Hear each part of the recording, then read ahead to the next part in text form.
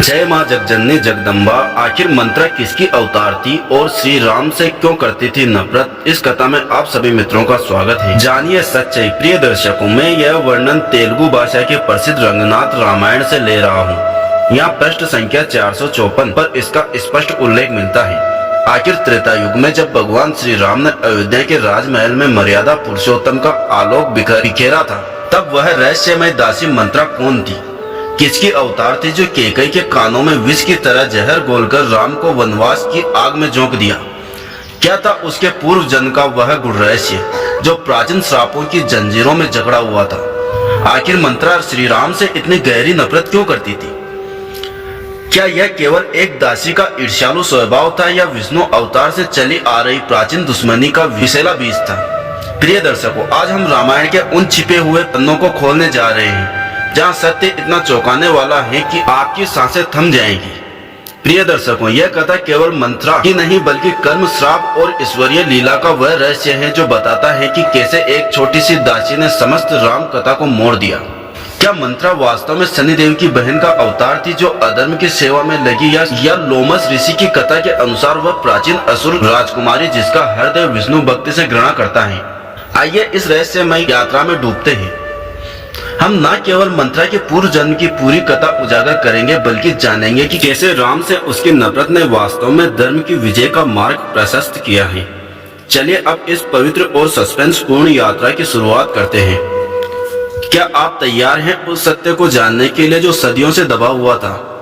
लेकिन उससे पहले आपसे एक विनम्र निवेदन है। रामायण में कहा गया है कि जो व्यक्ति किसी कथा, ज्ञान या धर्म की बात को अधूरा छोड़ देता है वह अनजाने में अपूर्णता का बागी बनता है। अधूरी कथा एक अधूरा यज्ञ की तरह होती है जो पुण्य की जगह पाप का कारण बन सकती है।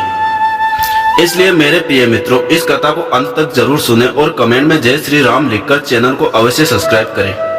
प्राचीन काल की बात है। एक समृद्ध नगर में हरप्रसाद नामक एक वैद्य निवास करता था। हरप्रसाद के विवाह को पूरे 15 वर्ष व्यतीत हो चुके थे, किंतु उनके गृह में अभी तक कोई संतान सुख प्राप्त नहीं हुआ था।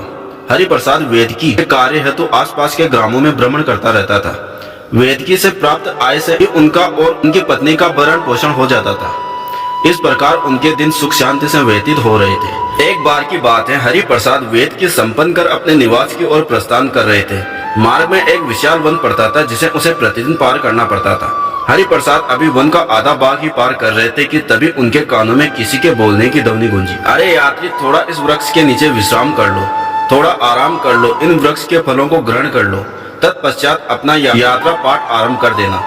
हरिप्रसाद ने यह सुनकर चारों ओर दृष्टि दौड़ाई, किंतु उन्हें वहाँ कोई दृष्टि गोचर नहीं दिखाई दिया। फिर उन्होंने जिस वृक्ष के नीचे खड़े थे उसके ऊपर दृष्टि उठाई तो क्या देखते हैं, वृक्ष की शाखा पर एक हरित तिनमय कबूतर विराजमान था जिसकी लालिमय चोंच चमक रही थी।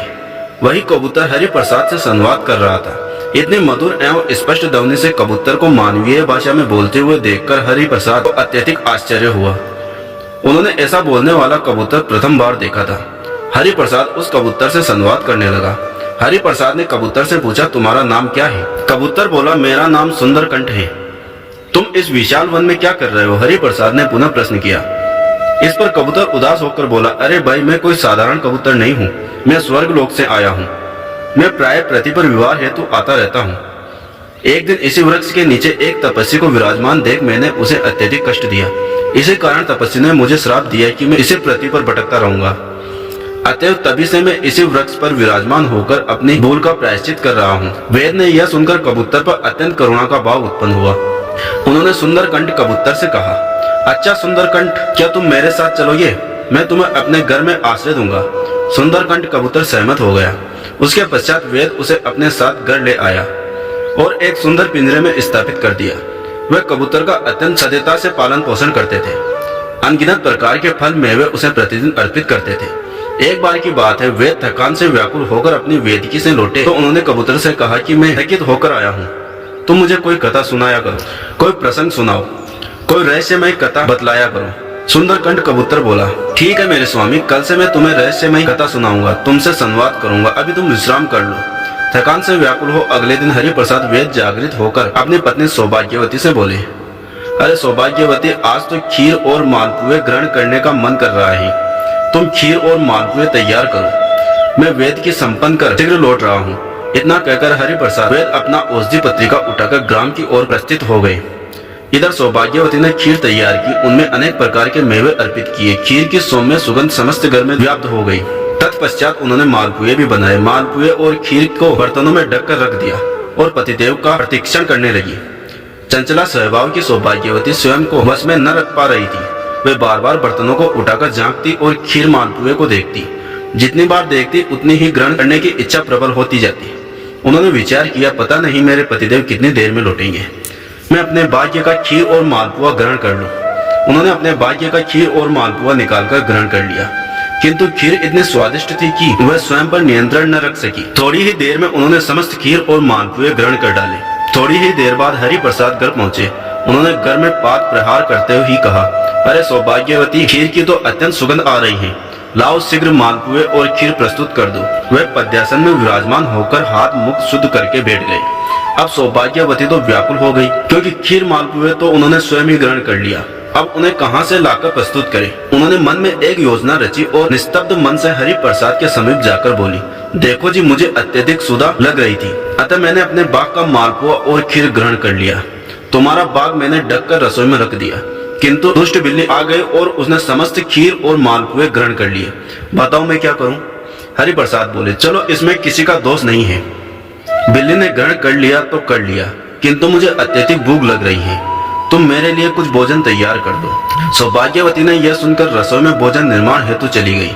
इधर हरिप्रसाद कबूतर के समीप आए और पूछा कि बताओ आज का दिवस कैसा व्यतीत हुआ। कबूतर बोला, आज का दिवस अत्यंत आनंदपूर्ण व्यतीत हुआ, किंतु मैं तुम्हें एक रहस्य बताना चाहता हूँ। तुम्हारी पत्नी तुमसे असत्य कह रही है कि खीर और मालपुए बिल्ली ने ग्रहण कर लिए।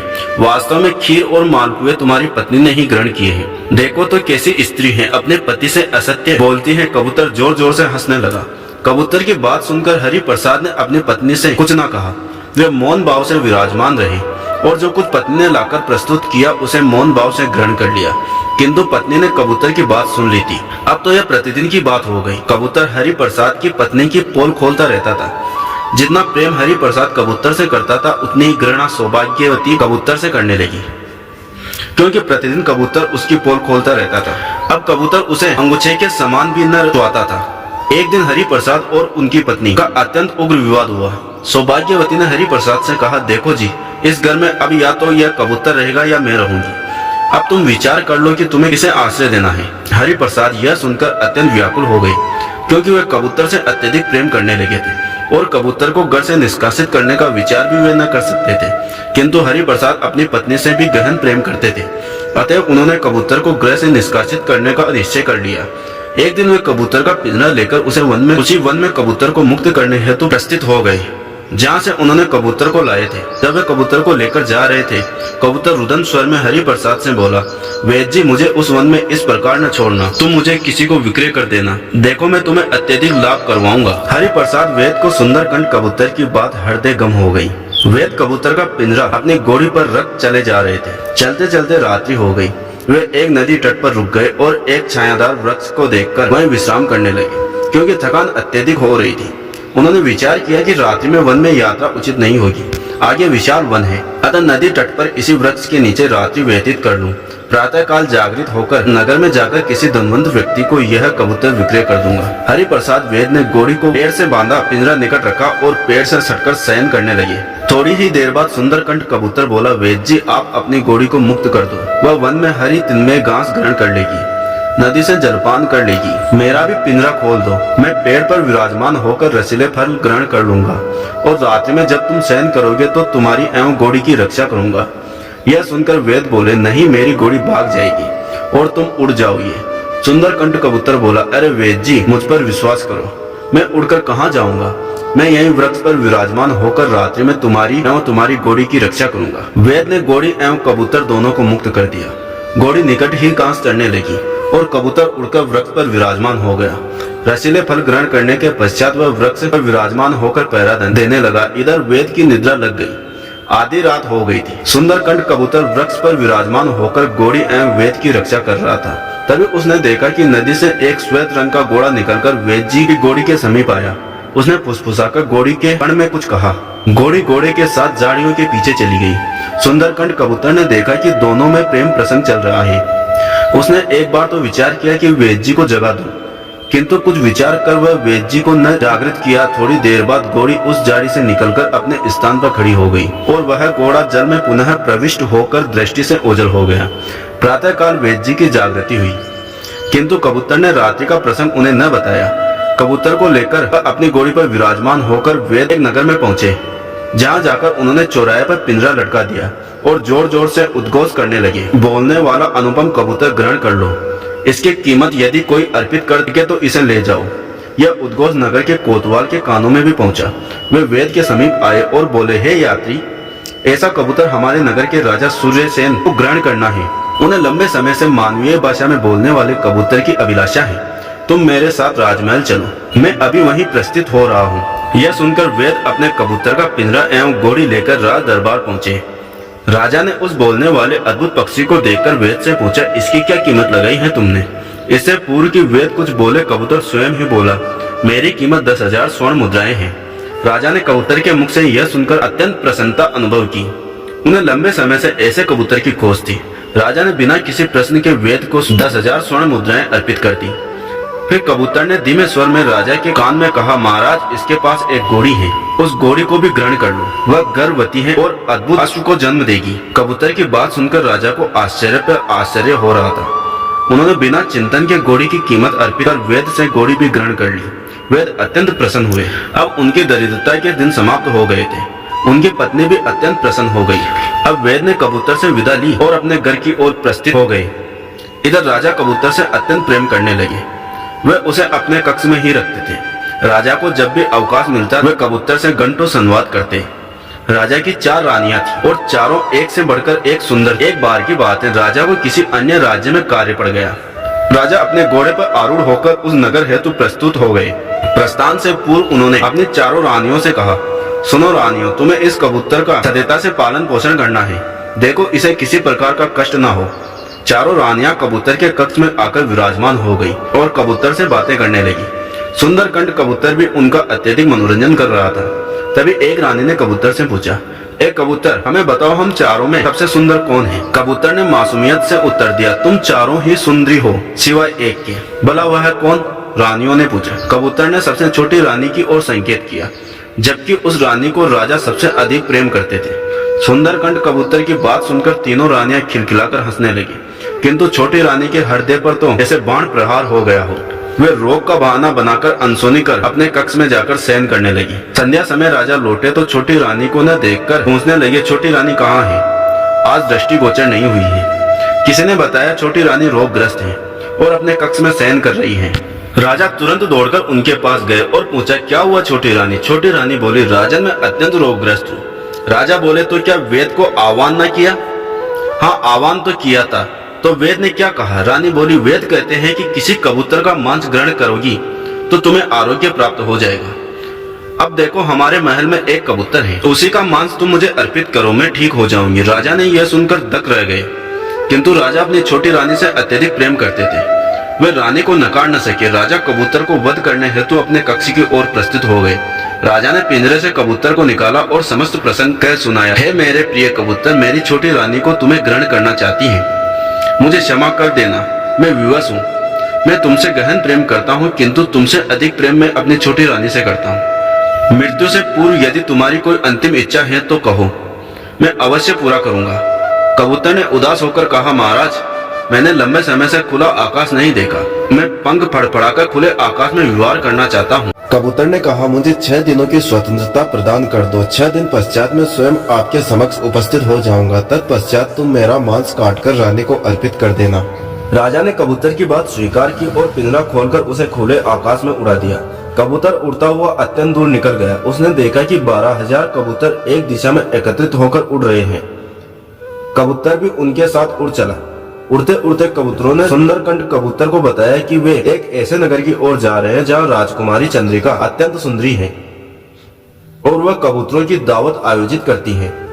वह कबूतरों को अनुपम फल एवं विविध प्रकार की मिष्ठान अर्पित करती है। कबूतर दावत में सम्मिलित हुआ। उसने ऐसे फल एवं मिष्ठान ग्रहण किए जो उसने कभी न खाए। दावत समाप्त होने पर समस्त कबूतर वहां से प्रस्थित होने लगे, किंतु सुंदरकांड कबूतर वहीं विराजमान रहा। उसे बोलते देख राजकुमारी अत्यंत प्रसन्न हुई। उन्होंने उसे अपने कक्ष में ले लिया। अब राजकुमारी शीघ्र ही कबूतर से घनिष्ठ हो गई। 2-3 दिनों में ही दोनों अटूट मित्र बन गए। कबूतर राजकुमारी को राजा सूर्यसेन के प्रसंग सुनाता रहता था। वह बताता था कि राजा सूर्यसेन का राज्य कितना विशाल है, इधर से उधर तक उनका राज्य विस्तृत है। राजा सूर्यसेन अत्यंत सुंदर एवं वीर साहसी राजा है। उनकी बातें सुन सुनकर राजकुमारी मन ही मन राजा सूर्यसेन से प्रेम करने लगी। वह कबूतर की कथाओं से उस राजा से अनन्य प्रेम करने लगी, जिसे उन्होंने कभी दर्शन न किया था। एक दिन कबूतर ने राजकुमारी से कहा, राजकुमारी जी, मेरा प्रस्थान का समय आ गया है। मैं राजा सूर्यसेन के पास जा रहा हूँ, किंतु मैं तुमसे एक बात कहकर जाऊंगा कि तुम राजा सूर्यसेन से विवाह कर लो। तुम्हारी जोड़ी उनके साथ अत्यंत सुंदर होगी। इतना कहकर कबूतर वहां से विदा हो गया। राजा सूर्यसेन के पास लौट आया। कबूतर ने राजा सूर्यसेन से कहा, महाराज, छोटी रानी के वचन पर मुझे वध करने की जो प्रतिज्ञा आपने की है उसे तोड़ दीजिए। यदि आप मुझे जीवन दान देते हैं तो मैं एक ऐसी राजकुमारी से आपका विवाह कराऊंगा जिसके समान सुंदरी कोई ना हो और ना ही होगी। आपकी चारों रानियों में से कोई भी उसके समान सुंदरी नहीं है। राजकुमारी चंद्रिका सुंदरी ही नहीं, दया की प्रतिमूर्ति है। आपने तो अपने रानियों को देख लिया है कि कैसे एक तुच्छ प्रसंग पर मुझे वध का आदेश दे दिया, किंतु राजकुमारी चंद्रिका पक्षियों पर भी करुणा करती है। आपको ज्ञात है वे 12,000 कबूतरों की प्रतिवर्ष दावत आयोजित करती है और मैं उन्हीं की दावत का आनंद लेकर आया हूँ। मैं तो यही कहूँगा महाराज कि तुम्हारी जोड़ी राजकुमारी चंद्रिका के साथ ही सुंदर होगी। तुम दोनों की जोड़ी यदि गठित हो गई तो अत्यंत उज्जवल होगी। अब राजा के हृदय में उस अदृश्य राजकुमारी के लिए प्रेम के अंकुर अंकुरित होने लगे। उन्होंने कबूतर से कहा, मित्र, मैं तुम्हारा वध करने वाला था, इस हेतु मुझे क्षमा करो और तुम शीघ्र मेरे विवाह का आयोजन करो। यह सुनकर कबूतर राजा से बोला, महाराज, यदि आप विवाह हेतु तत्पर हैं, तो यह संदेश मैं राजकुमारी चंद्रिका तक पहुंचा देता हूं। इतना कहकर कबूतर वहां से उड़ गया और राजकुमारी चंद्रिका के पास पहुंचा। उसने राजकुमारी चंद्रिका को राजा का संदेश दिया कि राजा तुम्हारे साथ विवाह करने हेतु उत्सुक है। राजकुमारी उसी दिन अपने पिता के पास गई और बोली, पिताजी, हम विवाह करेंगे तो राजा सूर्यसेन के साथ ही करेंगे, अन्यथा हम जीवन अविवाहित रहेंगे। राजा ने राजा सूर्यसेन के विषय में सूचनाएं संग्रहित की। उन्हें भी राजा सूर्यसेन अत्यंत प्रिय लगे, अतः उन्होंने प्रसन्नता से राजकुमारी चंद्रिका का विवाह की अनुमति दे दी। कबूतर ने इस पर राजा को सलाह दी, हे महाराज, मैं तो यही कहूंगा कि अदृश्य ढंग से गुप्त रूप से राजकुमारी चंद्रिका एवं राजा सूर्यसेन का विवाह करवा दो, क्योंकि आसपास के नगरों में अनेक शत्रु हैं। यह बात राजकुमारी चंद्रिका एवं उनके पिता को हृदयगम हो गई। उन्होंने कबूतर से कहा, हे कबूतर, जाओ और राजा सूर्यसेन को हमारा संदेश देना कि आज से 7 दिन पश्चात पूर्णिमा के दिन वे अकेले मेरी पुत्री से विवाह हेतु आ जाए। राजा की यह बात सुनकर कबूतर संदेश वाहक बनकर राजा सूर्यसेन के पास पहुंचा और चंद्रिका के पिता का संदेश उन्हें सुनाया। यह संदेश पाकर राजा सूर्यसेन कबूतर से अत्यंत प्रसन्न हुए। उन्होंने राजकुमार को धन्यवाद दिया और कहा, हे सुंदरकांड कबूतर, तूने तो मेरी कठिनाई ही समाप्त कर दी है। मेरा तुझ पर असीम उपकार है। 7 दिन पश्चात मैं राजकुमारी चंद्रिका को विवाह हेतु अवश्य जाऊंगा। मेरी चारों रानियां तो कपट से परिपूर्ण हैं, जो एक निर्दोष कबूतर को वध करने के उद्यत हो गई थी, किंतु अब मेरे जीवन में एक निर्मल एवं प्रेममयी राजकुमारी प्रवेश करेगी। तेरा मुझ पर असीम उपकार है। इस प्रकार 6 दिन व्यतीत हो गए। 7वां दिन आ गया। आज पूर्णिमा का दिन था और राजा सूर्यसेन प्रातः काल से ही उत्साहित थे। राजा सूर्यसेन ने अपने मूल्यवान वस्त्र, आभूषण एवं राजशाही वस्त्र धारण किए और कबूतर के साथ प्रस्थान हेतु तत्पर हो गए। कबूतर के वचन पर राजा सूर्यसेन ने वही घोड़ा ग्रहण किया जो उन्होंने हर प्रसाद वेद से विक्रय किया था। उस घोड़े पर आरूढ़ होकर राजा ने वन पार किया। वन पार कर घाटी एवं नदी पार करते हुए वे आगे बढ़ते गए, किंतु यह क्या है, उनके समक्ष अब विशाल समुद्र खड़ा था। राजा सूर्यसेन ने चिंतित होकर कबूतर से कहा, हे सुंदरकांड कबूतर, इस विशाल समुद्र को हम एक दिवस में कैसे पार करेंगे? राजा की चिंता देखकर सुंदरकांड कबूतर बोला, महाराज, आप चिंता न करें। यह जो आपका घोड़ा है, यह कोई साधारण घोड़ा नहीं है। यह समुद्री घोड़े से उत्पन्न शावक है। इसमें अनुपम शक्तियां हैं। यह जल पर भी दौड़ सकता है। यह सुनकर राजा ने जैसे ही घोड़े को प्रेरित किया, वह घोड़ा जल पर भी वायु की भांति दौड़ने लगा, मानो जैसे भूमि पर दौड़ रहा हो। कुछ ही काल में घोड़े ने समुद्र पार कर लिया। जैसे ही वे तट पर पहुंचे, उन्हें दूर से ही चंद्रिका के पिता का साम्राज्य दृष्टिगोचर होने लगा। कबूतर ने राजा सूर्यसेन से कहा, महाराज, जाओ, आपके ससुराल में आपका स्वागत है। यह सुन राजा सूर्यसेन ने जैसे ही किले में प्रवेश किया, राजा सूर्यसेन का भव्य स्वागत किया गया। दोस्तों, कहानी थोड़ी भी पसंद आ रही हो तो चैनल को अवश्य सब्सक्राइब कर लें, क्योंकि आपके एक लाइक और आपका सब्सक्राइब से हमें बहुत प्रेरणा मिलती है। राजा सूर्यसेन को देखकर राजकुमारी चंद्रिका के पिता एवं राजकुमारी दोनों अत्यंत प्रसन्न हुए। जैसा कबूतर ने वर्णन किया था, राजा सूर्यसेन बिल्कुल वैसे ही थे। इधर राजकुमारी चंद्रिका को देखकर राजा सूर्यसेन भी अत्यंत प्रसन्न हुए, क्योंकि चारों रानियों से चंद्रिका अनुपम, सुंदर एवं दयालु हृदय वाली थी। राजा सूर्यसेन एवं राजकुमारी चंद्रिका का उसी दिन विवाह संपन्न कर दिया गया। विवाह पश्चात राजा सूर्यसेन एवं राजकुमारी चंद्रिका प्रेम में इतने लीन हो गए कि उन्हें काल का भान भी न रहा। इस प्रकार 1 मास व्यतीत हो गया। एक दिन राजा सूर्यसेन को अपने नगर की अत्यधिक स्मृति हो आई। उन्होंने सुंदरकांड कबूतर से कहा, है कबूतर, मेरा राज्य राजाहीन पड़ा है। पता नहीं मेरे मंत्री एवं मेरी चारों रानियां राज्य का संचालन कैसे कर रही होगी। मेरे यहाँ आने की सूचना केवल कुछ विश्वसनीय मंत्रियों को ही ज्ञात है। अब मुझे अपने नगर लौटना चाहिए। यह सुनकर सुंदरकांड कबूतर बोला, हाँ महाराज, आपने बिल्कुल उचित विचार किया है। अब आप राजकुमारी चंद्रिका के पिता से प्रस्थान की अनुमति ग्रहण कर लें तथा राजकुमारी चंद्रिका को अपने साथ लेकर अपने नगर लौट जाएं। राजा सूर्यसेन ने इस विषय में राजकुमारी चंद्रिका को बताया तो चंद्रिका तो पूर्व से ही ससुराल प्रस्थान हेतु उत्सुक थी। उन्होंने अपने पिता से ससुराल प्रस्थान की अनुमति मांगी और कहा, पिताजी, समय आ गया है, मेरे ससुराल प्रस्थान का, अतः मेरी विदाई कर दो। चंद्रिका के पिता ने अत्यंत मूल्यवान उपहार अर्पित कर अपनी पुत्री को विदा करने का निश्चय किया। अब वे इतना समस्त सामान घोड़े पर तो न ला सकते थे, अतः राजकुमारी चंद्रिका के पिता ने एक जलयान का भी प्रबंध किया। राजकुमारी चंद्रिका अनेक उपहार एवं मूल्यवान रत्न लेकर अपने पतिदेव के साथ जलयान में आरूढ़ होकर ससुराल हेतु प्रस्थित हो गई। राजा सूर्यसेन ने अपने मूल्यवान घोड़े को भी उसी जलयान में रख दिया और कबूतर आकाश में उड़ता हुआ उन्हें मार्गदर्शन कर रहा था। दोनों हाथ से आनंद से सफर कर रहे थे, किंतु अब वे जलयान में थे, अतः उनका सफर अत्यंत दीर्घ प्रतीत हो रहा था। 6 दिन जल में व्यतीत हो गए थे। एक दिन राजा सूर्यसेन को एक द्वीप दृष्टिगोचर हुआ, अतः उन्होंने उस द्वीप पर रात्रि व्यतीत करने का निश्चय किया। कबूतर ने उन्हें अनेक बार समझाने का प्रयास किया कि महाराज, यहाँ रुकना विपत्ति से रहित नहीं है, किंतु राजा सूर्यसेन ने कबूतर की एक न सुनी। उन्होंने कबूतर से कहा, एक कबूतर, 6 दिन का सफर मैं जल में ही काट रहा हूँ, किंतु आज की रात्रि हम इसी द्वीप पर विश्राम करेंगे। प्रातः काल पुनः सफर आरंभ कर देंगे। सुंदरकांड कबूतर विवश होकर मौन रहा। राजा ने द्वीप के तट पर लंगर डालकर जलयान रोक लिया और द्वीप पर तंबू स्थापित कर अपना शयन स्थान तैयार किया। 6 दिनों से राजा को जल में निद्रा न आई थी, अतः आज नेत्र अत्यधिक अर्जित हो रहे थे। शयन पर लेटते ही राजकुमारी चंद्रिका एवं राजा सूर्यसेन को गहन निद्रा आ गई। दोनों निर्भय शयन कर रहे थे।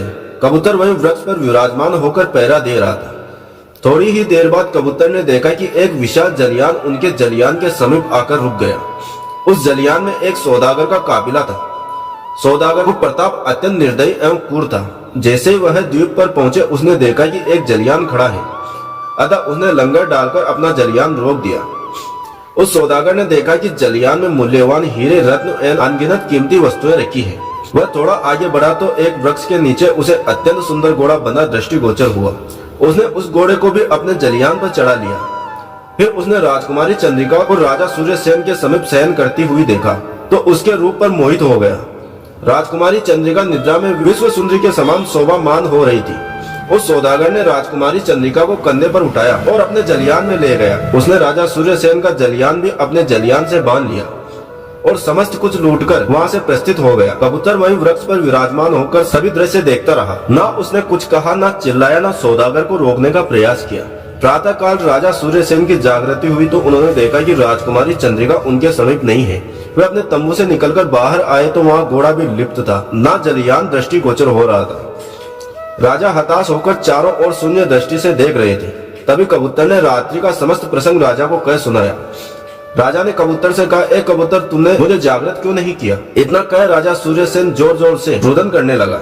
यह सुन कबूतर ने राजा को बताया, महाराज, यदि मैं आपको जागृत कर देता तो शायद आपकी प्राण रक्षा भी कठिन हो जाती, क्योंकि सौदागर के साथ अनेक हथियारबंद सैनिक थे। उन सबका आप एकाकी सामना न कर पाते। अतः मैं मौन भाव से सब कुछ देखता रहा। किंतु महाराज, जब वह सौदागर राजकुमारी चंद्रिका को अपने जलयान में लादकर अपने नगर की ओर गया तो मैं उसके साथ साथ उड़कर चला गया था। और महाराज, मैंने उसके नगर का भी पता लगा लिया है कि सौदागर किस नगर में निवास करता है। अब आप धैर्य धारण करें, खड़े हो और अपनी रानी को खोजने का निश्चय करें। कबूतर ने राजा को धैर्य बंधाया और हिम्मत प्रदान की। कबूतर की हिम्मत से राजा सूर्यसेन खड़े हुए, अपने आंसू पूछे, किंतु उनके समक्ष समस्या यह थी कि वे इस विशाल समुद्र को कैसे पार करें। न उनके पास वह चमत्कारी घोड़ा, न अपना जलयान। यह समस्या भी कबूतर ने ही समाधान की। कबूतर ने राजा सूर्यसेन से कहा, महाराज वह जो आप सूखा वृक्ष देख रहे हैं, अपनी खड़ग से इसे काट डालो और इसे नौका का रूप दे दो। राजा ने वैसा ही किया। उस वृक्ष को काटकर राजा ने उसे नौका का रूप दे दिया और जल में उतार दिया। फिर उस वन से कुछ फल तोड़े और नौका में रख लिए। धीरे धीरे चप्पू चलाते हुए राजा अपनी रानी को खोजने हेतु प्रस्तुत हो गए। कबूतर भी आकाश में उड़ता हुआ राजा को मार्ग दिखा रहा था। उस छोटी नौका से सफर करते करते 15 दिन व्यतीत हो गए। 15 दिन पश्चात वे उस नगर में पहुंचे जहां वह अत्याचारी सौदागर निवास करता था। वे एक उद्यान में पहुंचे। कबूतर ने राजा से कहा, महाराज आप इसी उद्यान में विश्राम करें, मैं राजकुमारी चंद्रिका का पता लगाकर आता हूँ। राजा दुख में व्याकुल होकर कबूतर से बोले, मेरे मित्र, तूने मेरी असीम सहायता की है और तुम्हारी बात न मानकर मैं अब तक पश्चाताप कर रहा हूँ। यदि मैं तुम्हारी बात मानकर उस द्वीप पर न रुकता तो आज यह दुख न भोगना पड़ता। हे मेरे मित्र, तुम जाओ और रानी चंद्रिका का पता लगाकर आओ। यह अत्याचारी उस पर अत्याचार तो नहीं कर रहा है। मेरी चंद्रिका कैसी है, वह किस अवस्था में है, समस्त सूचना लाकर बताओ। कबूतर यह सुनकर वहां से उड़ चला। वह उड़ते उड़ते उस सौदागर के अश्वशाला में पहुंचा। उसने देखा कि चमत्कारी घोड़ा वहीं बंधा है। अश्वशाला के निकट एक लघु उद्यान है। सुंदरकांड कबूतर उस उद्यान में गया तो उसे वहां अपने समान असंख्य कबूतर मिले।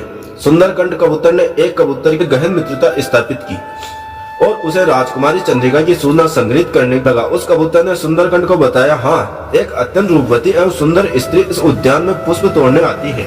उसके चेहरे पर उदासी तो है, किंतु चेहरे पर एक अलौकिक तेज है। हाँ, हो ना हो, भाई राजकुमारी चंद्रिका हो सकती है। उसने कबूतर से पूछा, भाई मुझे बताओ कि वह स्त्री पुष्प तोड़ने किस काल में आती है। कबूतर बोला, अभी थोड़ी ही देर में आ जाएगी। थोड़ी ही देर बाद राजकुमारी चंद्रिका उस उद्यान में पुष्प तोड़ने हेतु आई।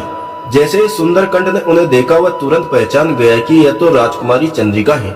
उस जालिम ने राजकुमारी चंद्रिका को अत्यधिक सताया है। राजकुमारी चंद्रिका के वस्त्र विदर्ण हो चुके थे, चितड़े जैसे उनके अंग पर लिपटे हुए थे। कबूतर को यह देखकर अत्यधिक दुख हुआ कि जो राजकुमारी राजशाही वस्त्र धारण कर महल में वैभव से रहती थी, आज उनकी यह दशा हो रही है। कबूतर ने सहायक कबूतर को धन्यवाद दिया और वहां से उड़ चला। वह राजा के पास पहुंचा और राजा को समस्त प्रसंग कह सुनाया।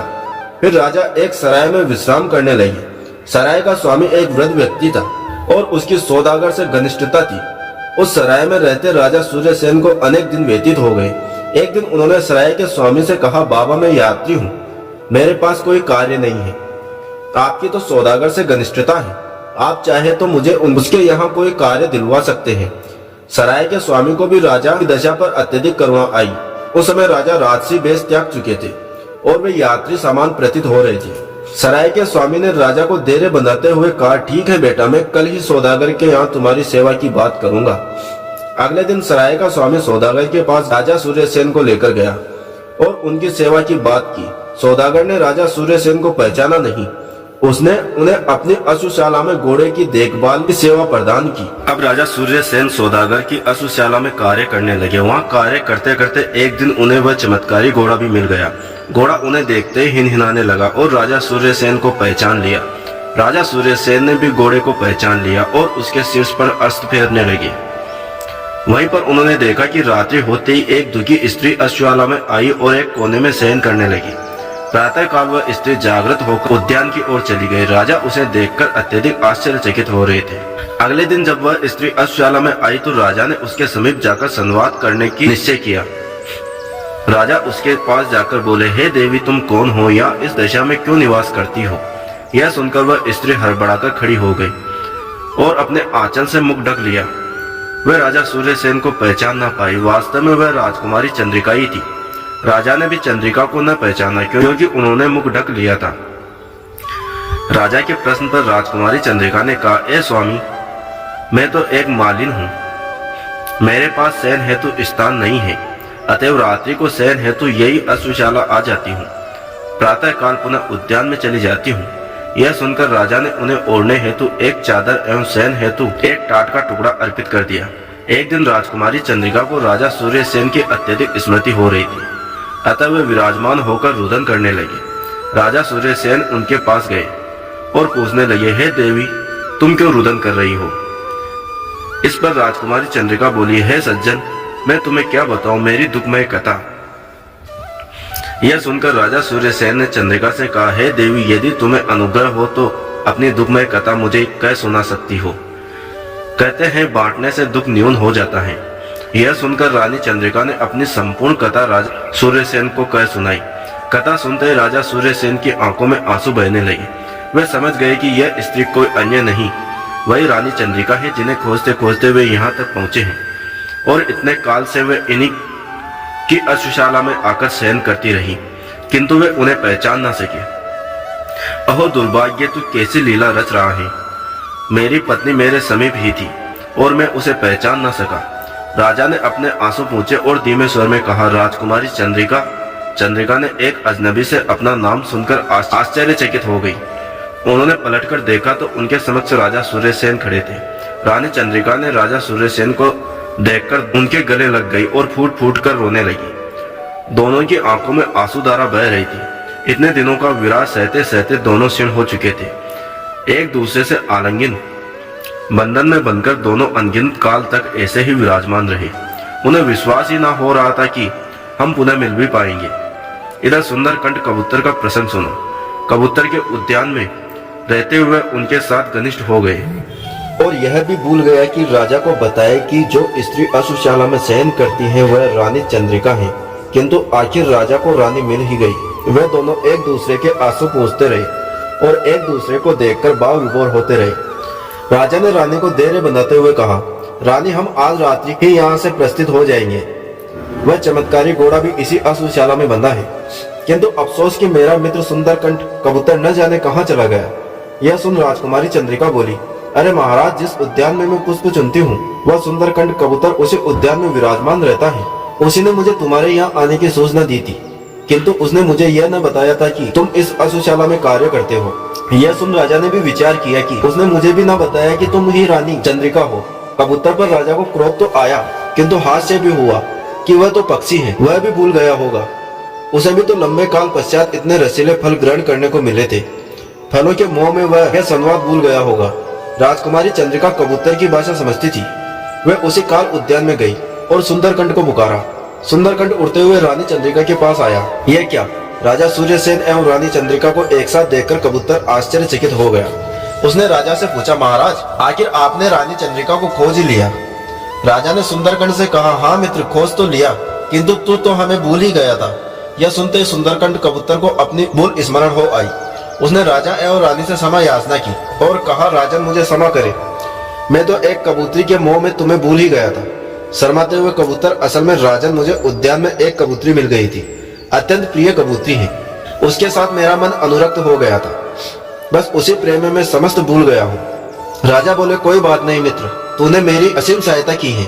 अब रानी चंद्रिका जब मिल गई है तो हमें आज रात्रि ही यहाँ से प्रस्थित होना चाहिए। कबूतर बोला, ठीक है महाराज, आप अपनी रानी को लेकर उस चमत्कारी घोड़े पर आरूढ़ होकर रात्रि को ही प्रस्थित हो जाओ। मैं अपनी कबूतरी को लेकर आकाश में उड़ता हुआ तुम्हारे पीछे आऊंगा।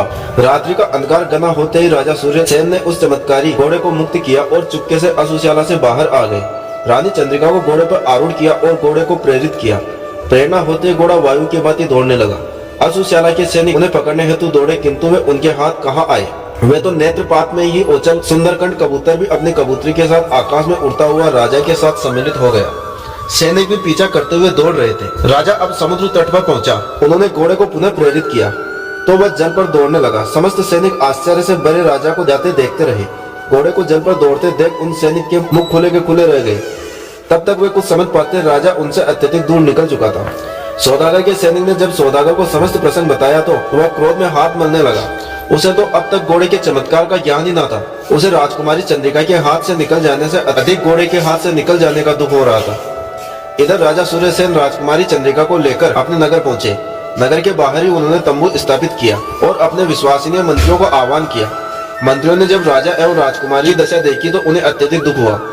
शीघ्र ही राजमहल में सूचना प्रेरित कर उनके लिए राजसी वस्त्र मंगवाए गए। दोनों को राजसी वस्त्र धारण कराकर भव्य स्वागत के साथ राजमहल में ले जाया गया। शानदार स्वागत हुआ। महल में जब रानियों को ज्ञात हुआ कि राजा सूर्यसेन लौट आए हैं तो एक अत्यंत सुंदर स्त्री को विवाह कर लाए हैं, तो उन्हें अत्यधिक क्रोध आया। जब उन्होंने राजकुमारी चंद्रिका को देखा तो जल भुन गई। राजा उनकी मनोवृत्ति समझ गए। राजा ने राजकुमारी चंद्रिका के लिए अलग महल निर्माण करवाया तथा राजकुमारी चंद्रिका को प्रधान रानी बना दिया। अब रानी चंद्रिका एवं राजा सूर्यसेन उसी महल में निवास करने लगे। कुछ काल पश्चात उन्होंने कबूतर का विवाह उस कबूतरी से करवा दिया। कबूतर, कबूतरी एवं राजा सूर्यसेन अपनी रानी चंद्रिका के साथ सुखपूर्वक उस महल में निवास करने लगे। प्रिय दर्शकों, कथा अभी समाप्त नहीं हुई है। अब हम जानेंगे कि आखिर मंत्रा किसकी अवतार थी। मंत्रा के पूर्व जन्म की कथा मंत्रा राम से क्यों करती थी नफरत। प्रिय दर्शकों, दैत्यराज हिरण्यकश्यप के पुत्र प्रहलाद एक महान भक्त थे और उनके पुत्र रोशन भी उसी श्रेष्ठता के धनी थे। जब प्रहलाद अपने पिता की मृत्यु के बाद राजगद्दी पर विराजमान हुए तो उन्होंने भगवान विष्णु की निष्ठापूर्ण भक्ति के साथ साथ अपने वंश की परंपरा को भी जीवंत रखा। इसके फल स्वरूप राक्षसों ने भी इन परंपराओं को अपनाया। विशेष बात यह थी कि राक्षस जब भगवान विष्णु को अपना आराध्य स्वीकार करने लगे थे, जिससे शिव और विष्णु दोनों की कृपा उन पर वर्षा होने लगी। राक्षस होते हुए भी वैष्णव भाव अपनाने से उनके हृदय में सद्गुणों का उदय हुआ। अधिकांश शाकाहारी हो गए और नियमित संध्या वंदन करने लगे। धर्म की ज्योति प्रज्वलित हो रही थी, जबकि अधर्म धीरे धीरे लुप्त होता जा रहा था। जब प्रहलाद वृद्धावस्था को प्राप्त हो गए तो उनका पुत्र विरोचन युवा और परिपक्व हो चुका था। प्रहलाद ने विरोचन को राज्याभिषेक कराया और स्वयं संन्यास धारण कर प्रभु भक्ति में पूर्णतः लीन हो गए। प्रिय दर्शकों, यह कथा विशेष रूप से मंत्रा पर केंद्रित है। आप जानते हैं कि मंत्रा कैकेयी का लालन पालन करने वाली थी। वो न केवल उनकी दासी थी बल्कि उनकी गाय माता की भूमिका भी निभाती थी। यह रिश्ता था कि भगवान श्री राम मंत्रा को कभी नानी तो कभी माँ कहकर पुकारते थे। लेकिन आखिर मंत्रा का हृदय राम के प्रति इतना कठोर क्यों था? आइए इसकी गहराई में उतरते हैं। प्रिय दर्शकों, मंत्रा वह सौभाग्यशाली आत्मा थी जिन्हें पुण्य के बल पर ऐसा अवसर प्राप्त हुआ कि वे सभी देवताओं के आराध्य साक्षात परम ब्रह्मा भगवान श्री राम और उनके अवतारों भरत, शत्रुघ्न तथा लक्ष्मण की बाल लीलाओं का साक्षी बन सकी। उन्हें राम के पालन पोषण का सुख मिला, वनवास का साक्ष्य प्राप्त हुआ और राक्षसों के संहार का प्रमाणित दर्शन हुआ। यदि उन्होंने ऐसा न किया होता तो प्रभु राम का वन गमन न होता और न ही राक्षसों का वध संभव होता। अर्थात ईश्वर की लीला अनोखी है, वे हर कार्य किसी न किसी माध्यम से संपन्न कराते हैं। अब आइए कथा की धारा में बहे। जब प्रहलाद ने विरोचन को राजा बनाया तो विरोचन ने धर्म निष्ठा से शासन की बागडोर संभाली। वे प्रातः स्नान ध्यान के पश्चात याचकों की फरियाद सुनते और उनकी हर मनोकामना पूरी करते। उसके बाद ही स्वयं अन्न जल ग्रहण करते। महाराज विरोचन इतने उदार और न्याय प्रिय थे कि उनके राज्य में कोई प्रजा दुखी न थी। एक बार वे दिग्विजय पर निकले और पृथ्वी लोक सहित समस्त लोकों पर विजय प्राप्त की। स्वर्ग लोक को भी अपने अधीन कर लिया। स्वर्ग से निर्वासित होकर देवराज इंद्र भगवान विष्णु के शरणागत हुए और करुणा पूर्वक बोले, हे प्रभु मेरी रक्षा कीजिए। त्राई भगवान विष्णु ने इंद्र से कहा, हे देवराज, विरोचन एक धर्मपरायण राजा है। उन्होंने आज तक कोई पाप नहीं किया, उल्टे तुम्हारे जैसे शत्रु को भी जीवन दान दिया। बताओ मैं ऐसे पुण्य आत्मा, दानशील और प्रहलाद के पुत्र का अनिष्ट कैसे कर सकता हूँ। फिर उन्होंने एक उपाय सुझाया। विरोचन प्रातः काल दान देते हैं, कोई याचक खाली हाथ न लौटता। यदि तुम उनसे दान में स्वर्ग मांग लो तो वे अवश्य दे देंगे। इंद्र ने यही किया। वे ब्राह्मण वेश में प्रातः विरोचन के द्वार पर पहुंचे और दान की याचना की, लेकिन उनके मन में कपट जागा। उन्होंने सोचा, स्वर्ग तो दान में मिल जाएगा, किंतु मेरी पूजा कौन करेगा? यदि मैं स्वर्ग मांगूंगा तो लोग कहेंगे कि दान से प्राप्त हुआ। बेहतर है मैं राजा का शीश मांग लूं। इंद्र ने कहा, राजन, दान देने से पूर्व संकल्प कीजिए कि जो कुछ मैं मांगूंगा आप दे देंगे। विरोचन हंसते हुए संकल्प कर बोले, निश्चय ही मांगो, मैं वह दे दूंगा। इंद्र ने कहा, मुझे आपका शीश दान में दीजिए। विरोचन वचनबद्ध थे। वे बोले, तुम ब्राह्मण नहीं हो, अपनी पहचान बताओ। इंद्र टाल मटोल करने लगे।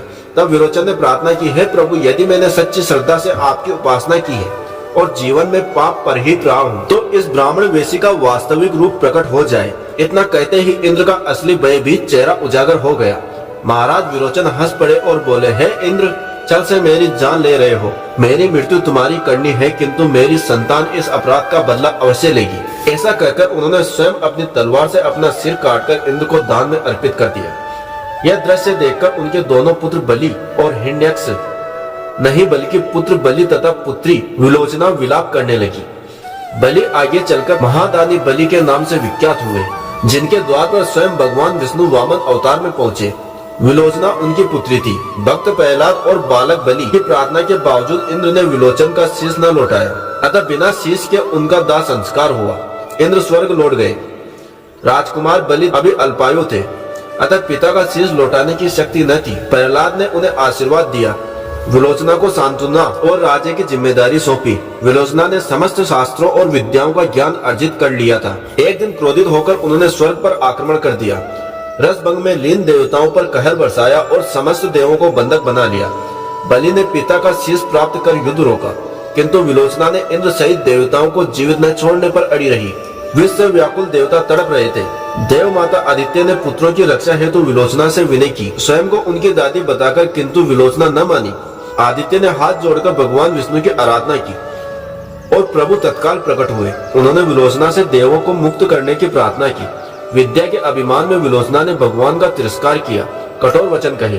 क्रोध विष्णु ने गरुड़ को आह्वान किया, इसके नागों को यही समाप्त कर दो। हजारों गरुड़ प्रकट हुए और सभी नागों को निगल लिया। देवों के प्राण बच गए, किंतु विलोचना पिता की हत्या से क्रोधित थी। उन्होंने गरुड़ सेना पर प्रहार किया, तलवार से उनके पंख काटने लगे। गरुड़ क्रोधित हो उठे और सेना सहित विलोचना पर टूट पड़े। अनेक पक्षियों के बीच अकेली राजकुमारी कैसे टिकती। गरुड़ों के प्रहार से उनका शरीर विदृढ़ हो गया, आंखें फूली, दांत टेढ़े मेढ़े हो गए, पीठ पर गहन घाव हुआ जिससे कमर टेढ़ी हो गई। उनकी शक्ल विकृत और भयावह हो गई। देव दानव युद्ध समाप्त हो चुका था।